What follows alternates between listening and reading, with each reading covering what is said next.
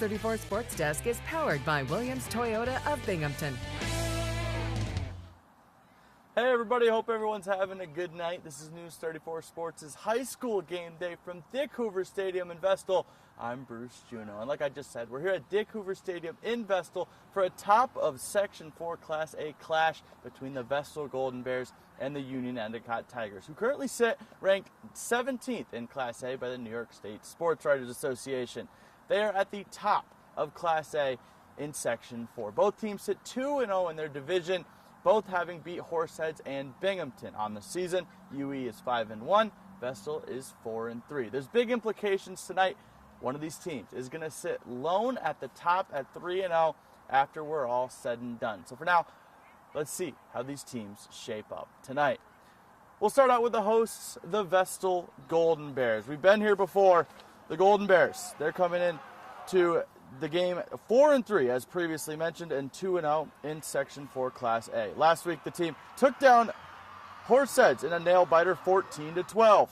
Out of their 7 games this season, 4 have been by 4 points or less. They sit with the highest scoring offense in their division, averaging 31.1 points per game, and defensively allowing 25.4 points per game against. The Golden Bears have been able to get it done through the air and the arm of Josh Queller, whether it's linking up with guys like Grayson Burns or Gavin Brady, and they also have guys getting things done out of the backfield, being primarily Julian Adams and Caden Kitchen. Plenty of close games this season will have prepared the Golden Bears for tonight. Now let's take a look at the visitors. The Union Endicott Tigers, they have a dual threat offense of their own, sitting 5-1 overall and 2-0 in conference on the season. This team has had major improvement from last season under head coach Tommy Bellino, where in 2024 they finished 1-9. The Tigers only lost 1 game this season to unbeaten Waverly, 21-20, in a game where they converted a 2-point conversion on what could have likely been the game winner, but it was called back for a flag, and the long PAT was missed. The Tigers have averaged 29.8 points per game and 16.8 points against per game. They're led by their man under center, Joey Generelli, who can get it done through the air or on the ground, with one of his favorite targets being Alex Palambaro, and Larkin Bianco, who seems to never go down. In the backfield, they also have Robert Mabry and Chad Eldridge, so don't expect the Tigers to give in tonight. How about some of the other action happening around the league now to the scoreboard? In the other slate of games, Binghamton, they're on the road in Horseheads, taking on the Blue Raiders, still looking for their first win on the season. Also in Class B, Johnson City, they're hosting Owego, where a win could be big for the Riverhawks.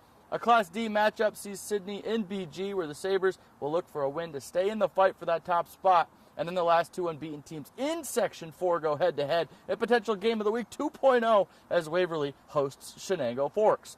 A big game in Class C as 2 unbeaten teams in their division, Oneonta and Windsor, square off, and the same situation with the Class D game, where the winner of DH and Delhi goes top of their standings.